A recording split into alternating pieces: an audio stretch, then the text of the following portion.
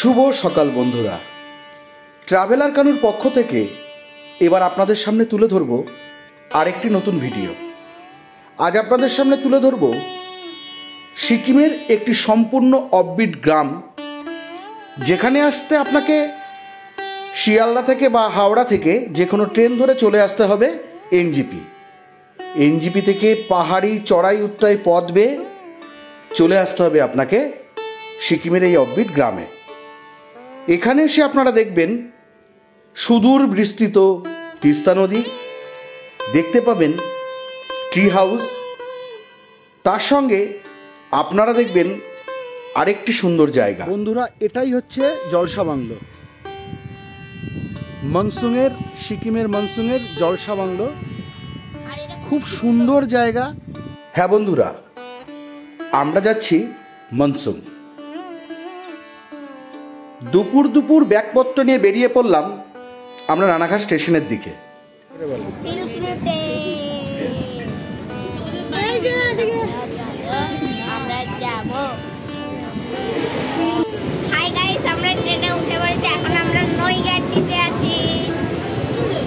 আমরা এখন নৈহাটি। হ্যাঁ, এখন আমরা কোথায় যাব? আমরা যাব শিলপুর। হ্যাঁ, শিলপুরটা যাব। নৈহাটির পরে কি আছে? আচ্ছা, নৈহাটির পরে আস্তে আস্তে আমরা শিয়ালদা যাব। শিয়ালদা থেকে ট্রেন ধরে উত্তরবঙ্গে। আস্তে না, মানে শিয়ালদার পরে, মানে নৈহাটির পরে লোকাল ট্রেনে হাওয়া খেতে খেতে আমরা শিয়ালদার দিকে এগিয়ে চললাম। আমরা যাচ্ছি সিকিমের সিল্ক রুটে। সিল্ক রুটের সমস্ত জায়গাগুলোই দেখব এবং সেগুলো আপনাদের সামনে তুলে ধরব।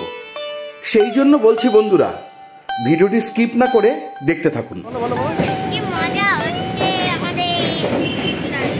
অবশেষে আমরা শিয়ালদায় ঢুকছি। 2 মিনিটের মধ্যে আমরা শিয়ালদায় ঢুকে পড়ব। আমাদের যাত্রা শুরু রানাঘাট থেকে। প্রায় 1 ঘন্টা 55 মিনিটে আমরা পৌঁছচ্ছি শিয়ালদায়। আর কিছুক্ষণের মধ্যে শিয়ালদা পৌঁছে আমরা ঠিক রাত 7:40 উত্তরবঙ্গ এক্সপ্রেসে আমরা বেরিয়ে পড়ব। শিয়ালদা এই মুহূর্তে আমরা দাঁড়িয়ে, আমাদের ট্রেন ছাড়ার টাইম মোটামুটি হয়ে এসছে। আর 2-5 মিনিটের মধ্যে আমাদের ট্রেন ছেড়ে দেবে। রাতের খাবার আমরা প্যাক করে নিয়েছি।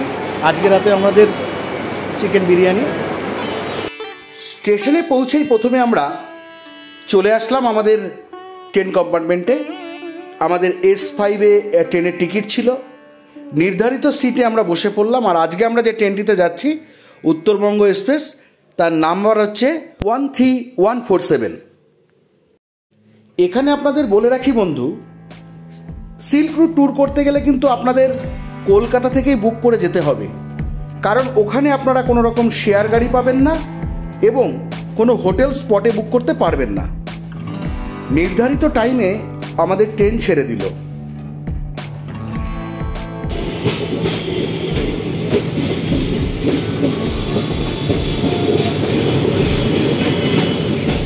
দক্ষিণেশ্বরের স্কাই ওয়াক। আমরা দক্ষিণেশ্বর স্টেশন পার করে দক্ষিণেশ্বর স্কাই ওয়াকের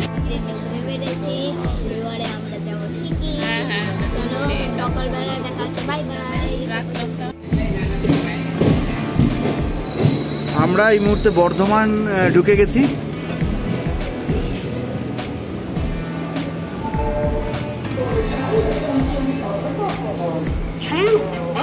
রাত 10টার কাছাকাছি, না 10টা নয়, 9:26 আমরা ঠিক। এবার আমাদের ঘুমোতে যাবার পালা। সারাদিন তো অনেক ধকল গেল, আগামীকাল আরও ধকল আছে, তাই আমরা সবাই ঘুমিয়ে পড়লাম। তাহলে দেখা হচ্ছে আবার পরের দিন সকালে।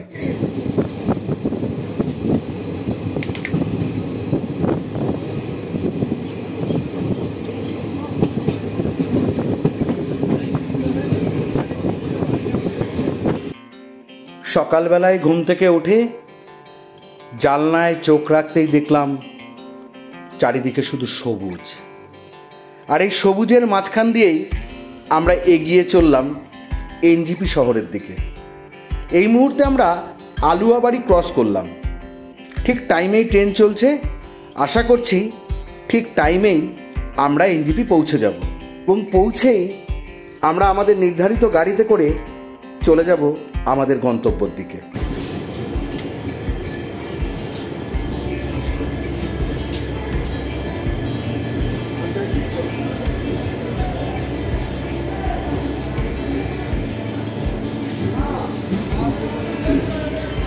আমরা অবশেষে এনজিপি স্টেশন মানে নিউ জলপাইগুড়ি স্টেশনে এসে পৌঁছলাম।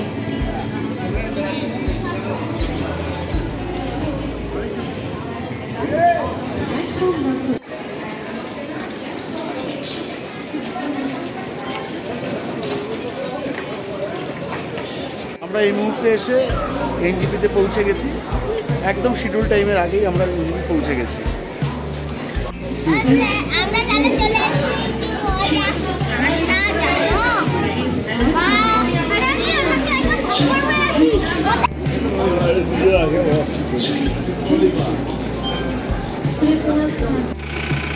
আমাদের গাড়ি যাত্রা শুরু করে দিয়েছে। হাই, এনজিপি থেকে আমরা 10 কিলোমিটার এসে একটি রেস্টুরেন্টে দাঁড়ালাম, নিউ গুপ্তা ধাবা। সেখানে আমরা আজকের ব্রেকফাস্ট পর্ব আমরা পার করব। আর এই যে রাস্তাটি দেখছেন এটাই হচ্ছে সেবক রোড। এই রোড ধরেই আমরা এগিয়ে যাব সিকিমের দিকে। দেখতে থাকুন বন্ধুরা, ভিডিওটি একটু স্কিপ না করে সম্পূর্ণ ভিডিও দেখলে আপনারা অনেক ইনফরমেশন পেয়ে যাবেন। এখন আমাদের চায়ের পর্ব চলছে, সবাই চা খাওয়ায় ব্যস্ত। বলছে চা গরম নাকি?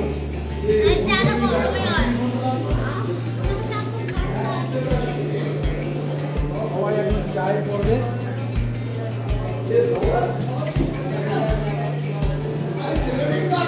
আমরা চলে আসলাম রেস্টুরেন্টের কিচেনে, আর সবার জন্য অর্ডার দিয়ে দিলাম গরম গরম আলুর পরোটা। দেখি কেমন টেস্ট।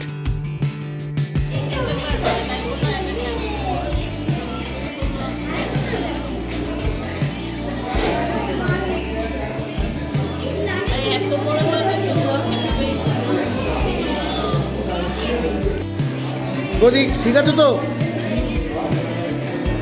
ঠিক আছে সুশীলদা, ঠিক আছে তো? সব ঠিক থাকলেই হবে। বলি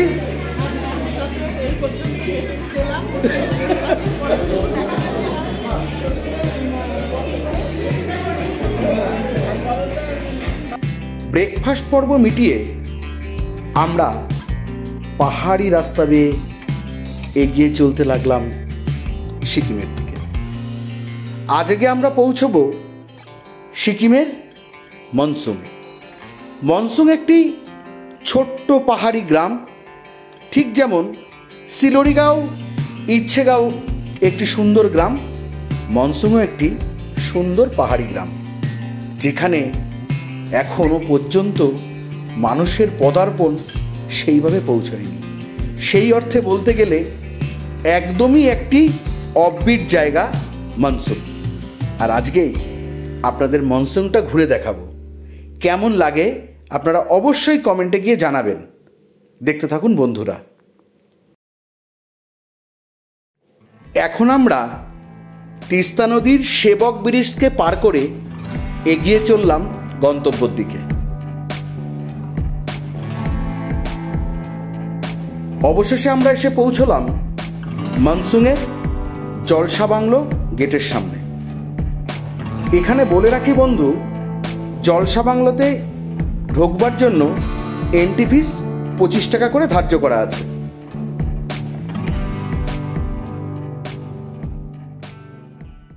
आज एक्चुअली क्लाउडी डे है, नहीं तो आप लोगों को जालसा बंगलो से कंचनजंगा हिमालय रेंज है ना, ये फुल रेंज दिखाई देता है। इसीलिए भी टूरिस्ट यहाँ पर ये भी देखने के लिए, विजिट करने के लिए आते हैं। ठीक है, और आप लोग आराम से विजिट करके आ सकते हैं। Okay, thank you. आप लोग ये रॉ टेस्ट करना है। जालसा बंगलो टूरिस्ट इसलिए विजिट करने के लिए आते हैं कि ये एक्चुअली हिस्टोरिकल साइट होने के कारण टूरिस्ट यहाँ पर विजिट करने के लिए आते हैं। ठीक है, ये जो बंगलो है ये 1920 में बनाया था ब्रिटिश ने। क्यों बनाया था कि जो आप लोग ये जो घास देख रहे हैं ये है मेडिसिनल प्लांट सिनकोना। ठीक है, जिससे बनते हैं क्विनाइन, जिससे मलेरिया का मेडिसिन बनते हैं, जो आप लोगों ने अभी तक टैबलेट के रूप में ज़रूर खाया होगा, पर आप लोगों को मेडिसिनल प्लांट सिनकोना क्या है आप लोगों ने नहीं देखा होगा। ये सब के सब है मेडिसिनल प्लांट सिनकोना, ठीक है। ये यहाँ पर 1901 में प्लांट किया था, ठीक है, 1901 में प्लांट किया था, इसीलिए टूरिस्ट ये मेडिसिनल प्लांट सिनकोना भी देखने के लिए आते हैं, ठीक है। ये मेडिसिनल प्लांट हर जगह नहीं होता है, ये सिर्फ इसी अल्टीट्यूड में ही होता है, इससे ज़्यादा ठंड और इससे ज़्यादा गर्म में भी ये नहीं होता है, ठीक है।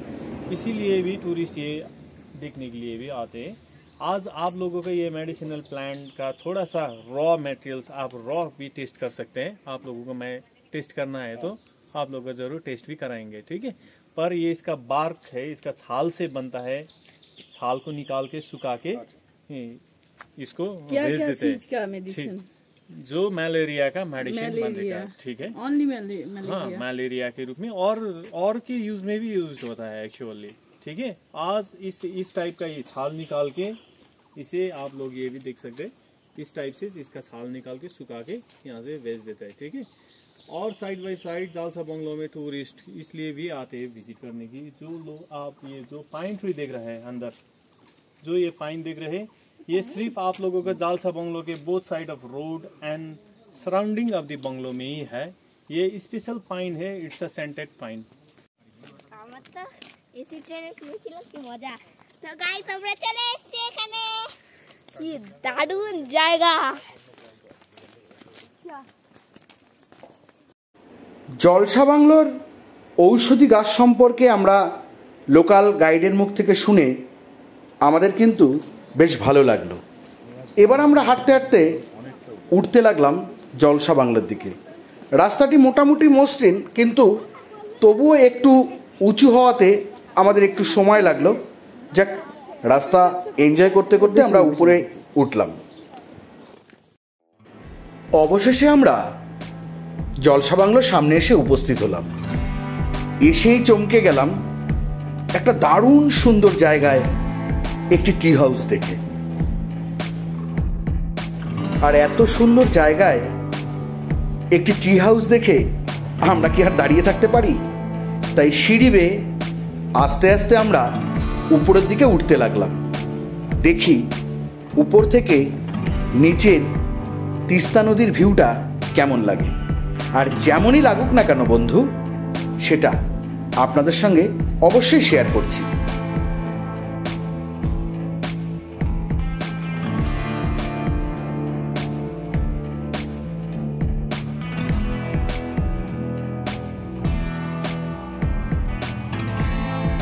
দেখেছেন বন্ধুরা,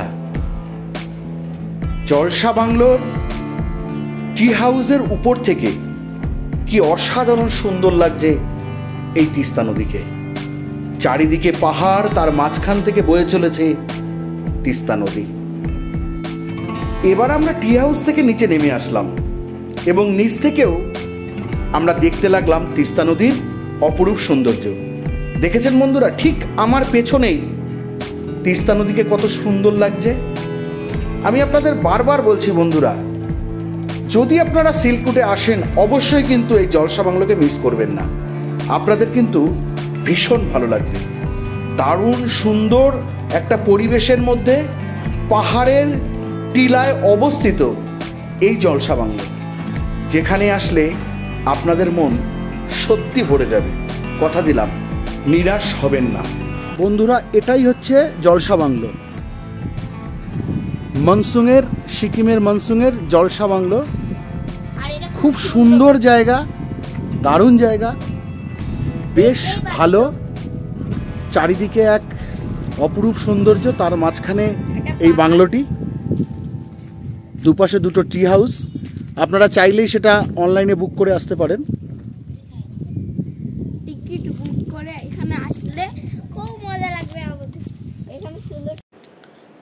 জলসা বাংলোকে বিদায় জানিয়ে আমরা চলে আসলাম মনসুংয়ের এই হোমস্টেতে। আজ এই হোমস্টেতে আমাদের রাত্রিবাস করতে হবে।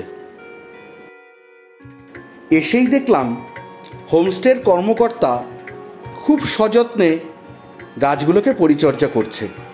দেখে কিন্তু বেশ ভালো লাগলো। হোমস্টেতে ঢুকেই প্রথমেই মনটা আনন্দে আত্মহারা হয়ে উঠল। রুমের সামনের ব্যালকনিতে দাঁড়িয়ে দেখতে পেলাম সবুজ পাহাড় আর চারিদিকে পাখির ডাক। এক অন্য রকম আনন্দ এনে দিল আমাদের। সকাল থেকে অনেকটা ধকল গেছে আমাদের, তাই প্রথমেই চলে আসলাম ডাইনিংয়ে, শুরু করে দিলাম দুপুরের মধ্যাহ্নভোজন। রকমারি খাবার খিদে পেটে বেশ ভালোই লাগলো, তাই আনন্দের সঙ্গে আমরা দুপুরের খাবার খেয়ে নিলাম।